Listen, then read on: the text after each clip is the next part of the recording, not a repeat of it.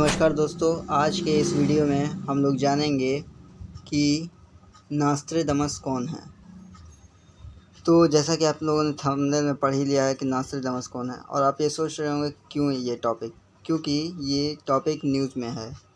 ये एक भविष्यवाणी करने वाले हैं, जिसमें ये देख रहे हैं न्यूज़ में दिया है कि उन्होंने नास्ट्रेडमस कई 400 साल पहले एक भविष्यवाणी की थी कि किंग चार्ल्स जैसे ही आएंगे गद्दी पे। जैसा कि 8 सितंबर को क्वीन एलिज़ाबेथ की मृत्यु हो गई, निधन हो गया, तो उसके बाद ये किंग चार्ल्स पद संभालें, तो इन पे काफ़ी विरोध हो रहा है। तो ये कहीं लग रहा है लोगों को कि ये नास्ट्रेडमस द्वारा जो भविष्यवाणी की गई थी वो सच होता हुआ दिखाई दे रहा है। और उन्होंने जो प्रेडिक्शन किया था कि क्वीन एलिज़ाबेथ इतने वर्ष की उम्र में मरेंगी, वो सच हुआ। और इन्होंने बहुत सारी ऐसी भविष्यवाणियाँ की जो कि सचमुच अनबिलीवेबल है, और ये ऐसी घटना हो चुकी है। तो आज उनके बारे में जानेंगे कि आखिर ये हैं कौन, कब जन्म हुआ, शुरू से इनके बारे में जानेंगे। अभी फ़िलहाल ये न्यूज़ में थे, इस वजह से मैं इसके बारे में बात कर रहा हूँ। तो चलिए शुरू करते हैं। ये इनकी फ़ोटो देख लीजिए, ये है नास्ट्रेडमस, ये नास्ट्रेडमस हैं, ठीक। और ये हैं अभी राजा बने हैं किंग चार्ल्स वहाँ के, ब्रिटेन के। तो नास्ट्रेडमस के बारे में बताया जाता है कि इनका जन्म 24 दिसंबर 1503 को फ्रांस के एक छोटे से गांव सेंट रेनी में हुआ था। इनका बचपन में जो उन्हें मिशेल दी नास्ट्रेडमस कहकर पुकारा जाता था।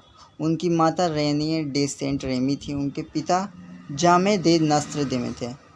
मूल रूप से ये लोग यहूदी थे, लेकिन बाद में ये इनके पापा जो अनाज का व्यापार करते थे, फिर बाद में इन्होंने ईसाई धर्म को ग्रहण कर लिया।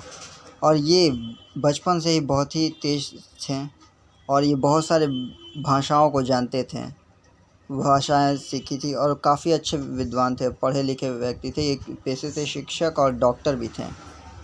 तो फिर हम पहुंचते हैं उनके आरंभिक जीवन में। तो ये शुरू बचपन से ही इतने मतलब अच्छे प्रिडिक्ट कर लेते थे ना कि इनके माता पिता को भी चिंता होने लगा था कि इस तरीके से अगर कुछ करेगा तो फिर ये मारा जाएगा। क्योंकि उस वक्त वहाँ पे ब्रिटेन में या फिर फ्रांस, जो उस वक्त ना पोप का राज हुआ करता था।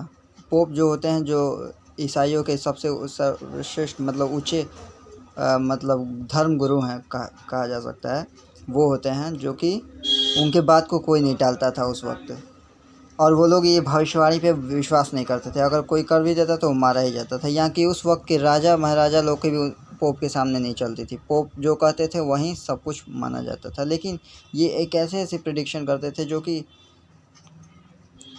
अनबिलीवेबल, और मतलब उनके माता पिता को डर लग रहा था कि ये कब मारा जाएगा। तो इस वजह से मम्मी पापा इनको इन सब चीज़ से, भविष्यवाणी से दूर करने के लिए, इनके मम्मी पापा मतलब ज्योतिष विद्या से दूर भटकाने के लिए इनको शिक्षा के लिए, चिकित्सक की पढ़ाई करने के लिए भेज दिया।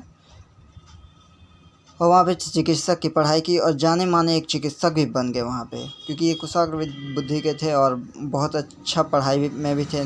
तो इसमें कोई वो नहीं थी कि वो चिकित्सा में भी अच्छे ना होते, वो चिकित्सक भी बहुत अच्छे थे। 23 अक्टूबर इतने को उन्होंने शिक्षक की पदवी भी प्राप्त कर ली वहाँ पे।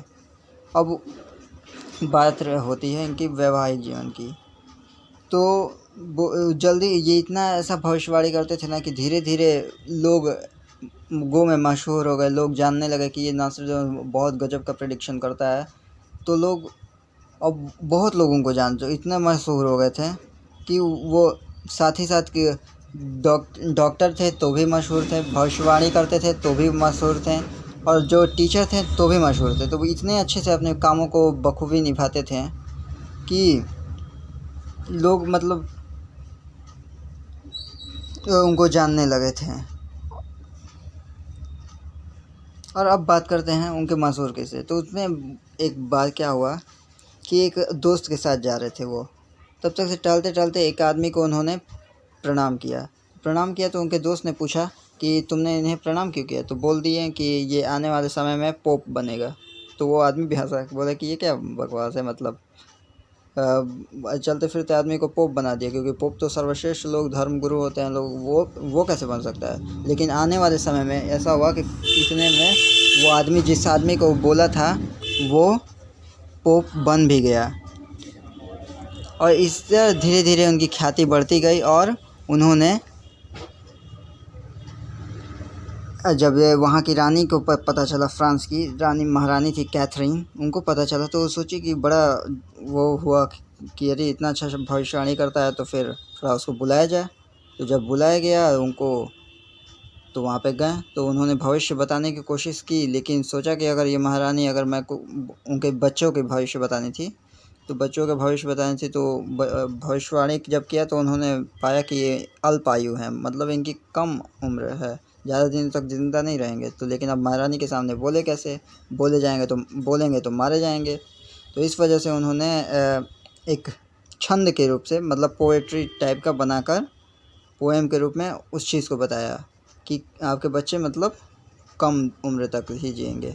तो उससे किसी को पता भी नहीं चला, और अंत में क्या हुआ कि सचमुच मर गए। तो लोग और भी विश्वास करने लगे कि क्या मतलब कमाल का बता रहा है भाई, कि जो चीज़ बोलता है वही चीज़ हो जाता है। जिस आदमी को उसने बोला था पोप बनेगा, वो 1585 में बन भी गया। तो ये चीज़, और ये उन्होंने तब धीरे धीरे लगा कि मतलब चिकित्सा की और जो शिक्षा का रूप को त्याग कर पूरी तरह से अब वो सोचे कि अब भविष्यवाणी ही करेंगे। फिर बाद में उन्होंने पुस्तक भी लिखी, वो उसमें पूरे तरीके से हर भविष्य के हर चीज़ों को एक पंचांग के रूप में हर साल बनाते रहते थे, और उनको वार्षिक पंचांग बनाते थे, और खूब बिकता था। जिसको लोग जानते नहीं थे, तो अगर वो सच हो जाता था तो लोग और क्यूरियोसिटी होती थी कि इनके बारे में जानने की, तो और बुक को उसको ख़रीदता था। खरीदते खरीदते खूब मशहूर हो गए। अब बात आती है कि इसमें उन्होंने बहुत सारी ऐसी चीज़ें बताई। देखिए, इनकी जितनी पुस्तकें थी प्रिडिक्शन थी, तो इसको वो दूसरे भाषा में लिखा हुआ था, तो लोगों ने अलग अलग तरीके से उसको इंटरप्रिटेट किया है और समझाया है। तो बहुत सारे ऐसा उन्होंने तीसरे विश्व युद्ध और भी दूसरे विश्व युद्ध और हिटलर जैसे ऐसे नेताओं के भी बारे में बात किया है। तो पहले उन्होंने ये भी प्रेडिक्शन उस वक्त 16वीं शताब्दी में कर दिया था। 16वीं शताब्दी में उन्होंने एक ऐसे व्यक्ति के बारे में बताया था कि एक आदमी आएगा जो कि मतलब पूरे जगह मतलब तबाही मचाएगा, और वो हिटलर था। द्वितीय विश्व युद्ध का भी उन्होंने अपने प्रेडिक्शन में वर्णन कर दिया था। तो उसमें तो उन्होंने पहले से किसी का नाम नहीं बताया था, लेकिन बोला था कि कोई आदमी आएगा जो इस वक्त तानाशाही दिखाएगा। लेकिन कविताओं के माध्यम से उन्होंने बताया कि जर्मनी में इस जगह पे कोई आदमी आएगा और वो ये करेगा। और फिर जॉन एफ कैनेडी जो कि अमेरिका के राष्ट्रपति थे, उनका भी उन्होंने जिक्र किया कि ये एक यहाँ के राष्ट्रपति होंगे जो कि भविष्य में मतलब कि ऐसा मतलब अकस्मात मृत्यु हो जाएगी, बेकारण, जैसे होता है कि ना कि अचानक से मृत्यु, पता नहीं था कि इनके ये मर भी सकते हैं, ये मर गए। तो इस तरीके से उन्होंने प्रेडिक्शन कर लिया उस समझ जाइए 16वीं शताब्दी में, और 20वीं 21वीं शताब्दी की घटना को, यानी 400 साल पहले इन्होंने प्रेडिक्ट कर दिया था। तो ये तो बहुत ही जानने का लोगों को लगने लगा कि अरे भाई कोई बात तो है। तो फिर उन्होंने उनकी किताबें पढ़ना शुरू कर दिया। तो ये धीरे धीरे लोगों में क्यूरियोसिटी और पूरे जगह इन्होंने ख्याति प्राप्त करी। और उन्होंने तीसरे विश्व युद्ध का भी वर्ण उसमें बताया है कि अगर तीसरा विश्व युद्ध रहेगा ना, तो बहुत कम ही लोग इस युद्ध में मतलब रह पाएंगे, सारे लोग मर ही जाएंगे। और उन्होंने यहाँ तक कि अब बहुत सारे देश के बारे में, जर्मनी के बारे में, बड़े बड़े देशों के बारे में बता दिया। तो अब इसमें उन्होंने भारत के भी प्रधानमंत्री के बारे में बता दिया कि वहाँ की एक महिला प्रधानमंत्री होगी जो कि मतलब नाम नहीं बताया, लेकिन बोला कि एक ऐसी प्रधानमंत्री आएगी जो कि उनकी हत्या होगी उनके ही आदमी द्वारा, और ये सच भी होता है, और वो होती हैं इंदिरा गांधी। और फिर उनके बेटे राजीव गांधी जो कि एक पायलट थे पेशे से, उनके बारे में उन्होंने बता दिया कि वो एक पायलट आएगा जो प्रधानमंत्री बनेगा और प्रसिद्धि भी प्राप्त करेगा, और उसकी हत्या कर दी जाएगी एक औरत के द्वारा, और ये सच बात हो भी गई।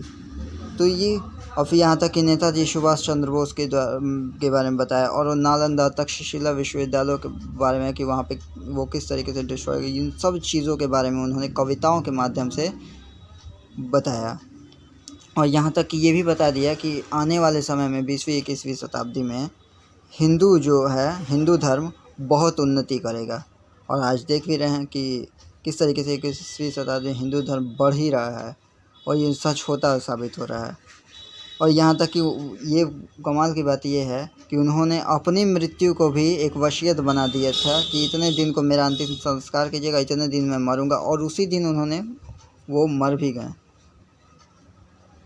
तो उनकी अभी तक सबसे, और यहाँ तक कि उन्होंने अपने कब्र को भी बोला था कि अगर मैं जहाँ मैं गड़ूंगा, जहाँ गाड़ा जाएगा मुझे, जहाँ मेरी कब्र बनेगी, वहाँ पे लोग मुझे खोदने आएंगे ना जो लोग, तो वो मर जाएंगे कुछ दिनों में। और ये बात सच भी हुई कि जो लोग गए वहाँ पे 3 व्यक्ति गए थे खोदने के लिए उनके अवशेष को, तो वहाँ पे तुरंत ही कुछ दिन बाद उनकी मृत्यु हो गई। और अब बात आती है, जब इतने लोगों बड़े बड़े लोगों के बारे में उन्होंने भविष्यवाणी कर दी, तो अब बात आती है प्रधानमंत्री मोदी के बारे में। तो उन्होंने इनके बारे में बताया, लेकिन ऐसा नाम नहीं उन्होंने बताया था, एक कविताओं के माध्यम से एक काल्पनिक कि ऐसा कोई आदमी आएगा जो ऐसा करेगा, तो उनके बारे में बताया। तो जिससे रिलेट करके लोग आज के बताते हैं कि शायद यही आदमी होंगे उनके प्रेडिक्शन में। ये कंठस्थ वो उन्होंने ये नहीं बताया था कि यही आदमी, इनका नाम ये रहेगा, ये आएंगे। उन्होंने ऐसा बताया कि 3 तरफ से पानी से घिरा एक जगह है, जहाँ पे एक समय में एक ऐसा आदमी आएगा जो कि पूरी दुनिया में ख्याति प्राप्त करेगा, प्रशंसा का पात्र बनेगा। 3 तरफ से समुद्र से घिरा एक जगह है जहाँ पे वो ऐसे आदमी का जन्म होगा जो पूरी दुनिया में ख्याति प्राप्त करेगा, और वो वहाँ का प्रधानमंत्री होगा। और शुरू में तो वो लोग उससे नफ़रत करेंगे, लेकिन बाद में धीरे धीरे करते हुए प्रेम कर देंगे। उन्होंने ऐसा प्रिडिक्ट करके बताया था, और ये सत्य बात है भी। तो इसलिए लोग उनसे रिलेट करते हैं कि प्रधानमंत्री मोदी यही वही शायद व्यक्ति हैं जो नास्ट्राडामस ने बताया था। और जैसा कि हमारे प्रधानमंत्री मोदी किस तरीके से शांति के दूत के रूप में काम करते भी हैं कि ज़्यादातर शांति स्थापित करने की बात करते हैं, तो ये बात सच होता दिखाई दे रहा है। तो इन सब चीज़ों को देखते हुए यही प्रेडिक्ट किया जा रहा है कि क्या, क्योंकि बहुत से देशों में जैसे एंटीगा बारबुडा ऐसे देश अब चाहते हैं कि अपनी राष्ट्रपति खुद का ढूंढे। अब वो लोग ब्रिटेन के महाराजा या फिर इन लोग पे नहीं डिपेंडेंट रहना चाहते हैं, तो इनके खिलाफ अब आवाज़ें उठ रही हैं आपका जनता। तो ये ऐसा लोग अनुमान लगा रहे हैं कि क्या वो नास्ट्राडामस की जो उन्होंने भविष्यवाणी की थी, क्या वो सच अब निकलेगी क्या। तो इन सब चीज़ों को तो लोग देख रहे हैं। तो कैसा लगा वीडियो बताइएगा कमेंट सेक्शन में लिख के। Thanks for watching this video.